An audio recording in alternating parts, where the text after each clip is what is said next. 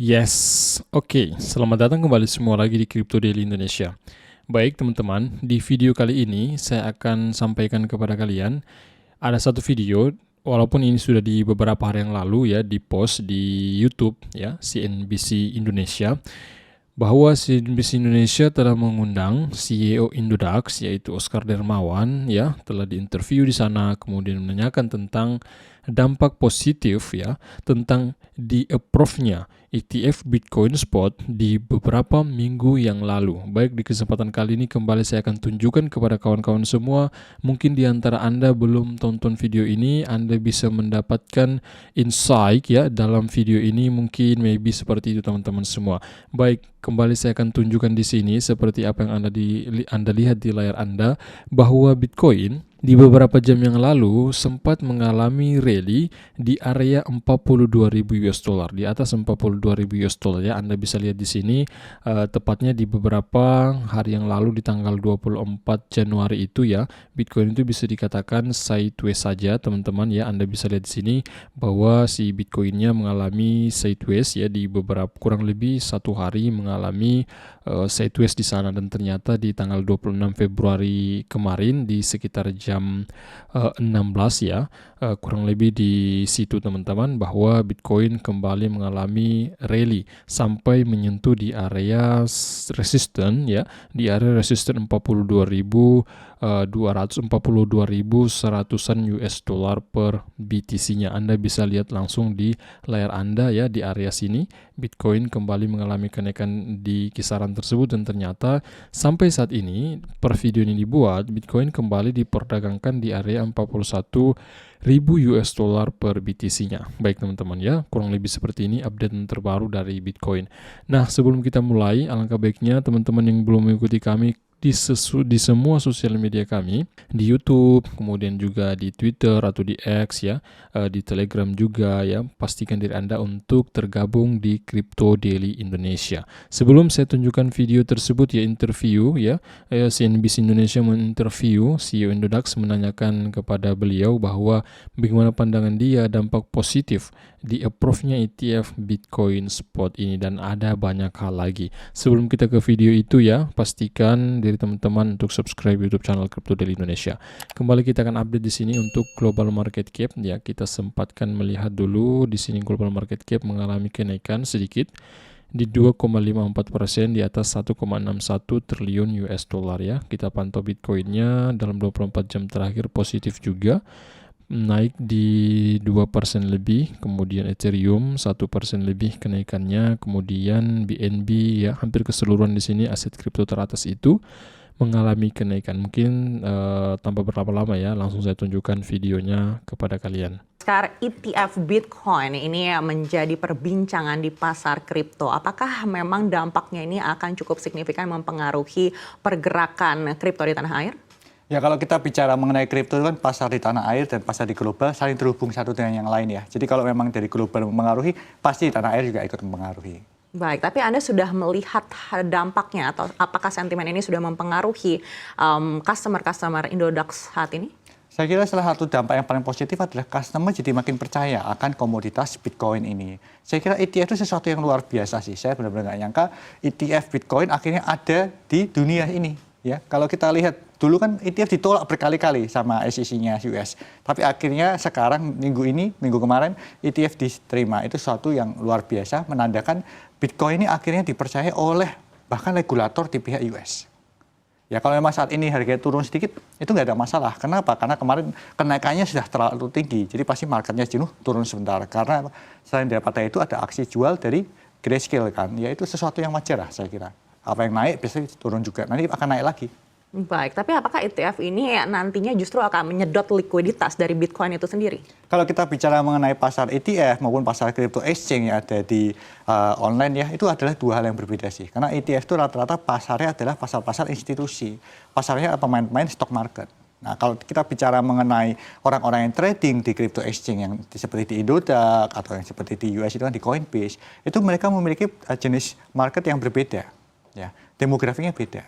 Nah, kalau Saya kira ini malah ETF ini menambah likuiditas daripada orang-orang yang sebelumnya nggak tertarik dengan Bitcoin karena mereka bingung cara buka akun di crypto exchange gimana, lain sebagainya.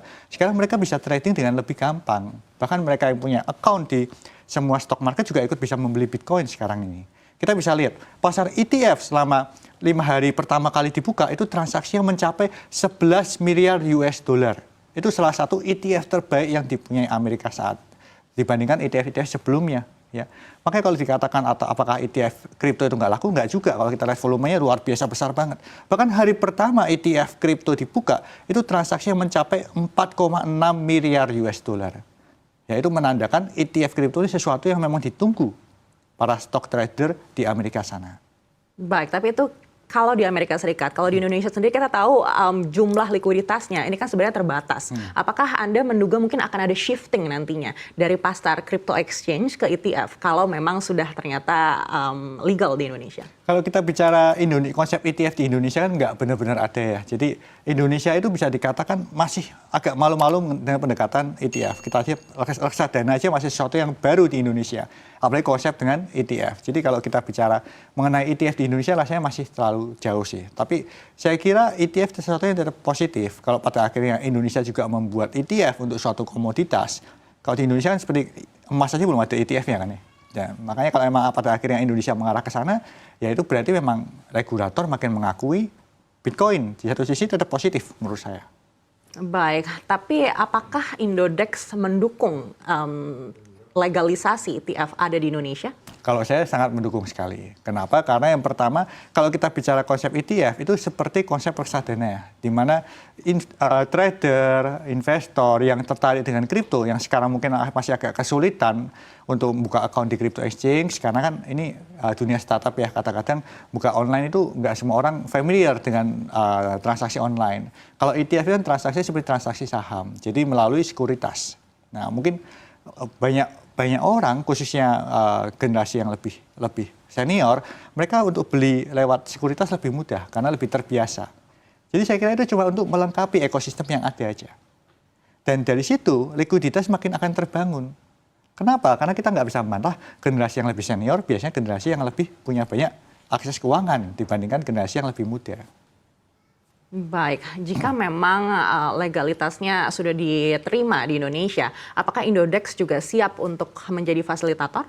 Sangat siap, kita sangat siap. Tapi biasanya kalau kita bicara mengenai aturan daripada ETF itu kan yang mentradingkan adalah sekuritas ya. Karena itu adalah salah satu produk daripada bursa saham, yang diperdagangkan di bursa saham. Nah, kalau Indodex akan diminta fasilitator ya kita lihat bagaimana, apa yang bisa kita bantu gitu loh. Nah, karena Indodex salah satunya kan saat ini adalah kita sebagai yang mempunyai likuiditas terbaik nih untuk kripto di Indonesia.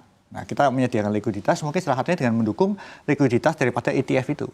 Ya, saya kira bisa banyak kolaborasi lah, karena ekosistem kripto itu tentang kolaborasi. Kita bisa melihat contohnya seperti sekarang sudah ada bursa berjangka untuk kripto yang mulai ada nih. Ya, Indonesia juga support, kita berkolaborasi dengan bursa berjangka yang ada. Baik, dan kalau Anda melihat apakah sekuritas-sekuritas di dalam negeri saat ini sudah siap apabila ternyata ETF ini dilegalkan? Kalau kita bicara mengenai sekuritas di dalam negeri, saya kira semakin banyak produk mereka semakin suka. Kenapa? Karena bicara mengenai sekuritas kan salah satu yang mereka lakukan adalah menjual produk-produknya kepada nasabah mereka. Dengan adanya ETF kripto, saya kira kripto bukan sesuatu yang susah untuk dipelajari kok. Saya yakin mereka akan mampu dan ini akan menambah exposure daripada kripto kepada para trader saham di Indonesia.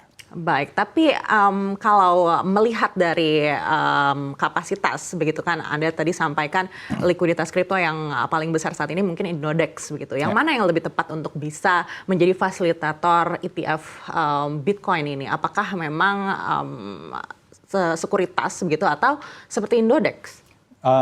Kenapa saya bilang sekuritas itu karena kalau kita mengarah kepada aturan daripada ETF itu biasanya dijualnya di sekuritas, bukan di Indodex kan lebih seperti pedagang aset kripto. Dalam tanda kutip kita ini kan suatu entity yang dibuat saat ini di bawah Bapepti, tapi kemudian akan dipindah ke OJK. Ya. Tapi kalau memang akhirnya dalam aturan yang ada di Indonesia, ETF itu akan dijual belinya lewat pedagang aset kripto, bukan sekuritas seperti di US. Saya kira juga sesuatu yang positif. Nah, tapi kita harus melihat dulu nanti aturannya bagaimana. Karena kalau tadi saya bicara sekuritas itu karena saya mengarah kepada aturan yang ada di Amerika Serikat. Tapi kadang-kadang setiap negara kan punya aturan yang berbeda nih. Mungkin kalau di Indonesia aturannya karena kita sudah di bawah OJK nantinya, mungkin yang menjual adalah bukan sekuritas, tapi yang menjual adalah pedagang aset kripto. Ya possible aja, kita sih kalau itu senang banget. Karena itu artinya kolaborasinya bisa makin lebih luas. Ya. Dan mungkin pengawasannya jadi lebih gampang buat regulator. Pengawasannya jadi nggak dua hal kan ya? Karena mengawasi sekuritas dan mengawasi pedagang aset kripto di dalam satu ekosistem kripto kan nggak gampang. Tapi kalau memang semua difokuskan kepada pedagang aset kripto, ya sesuatu yang positif juga. Jadi artinya pihak regulator cukup mengawasi satu sisi dan memastikan kita nggak melanggar rules yang ada.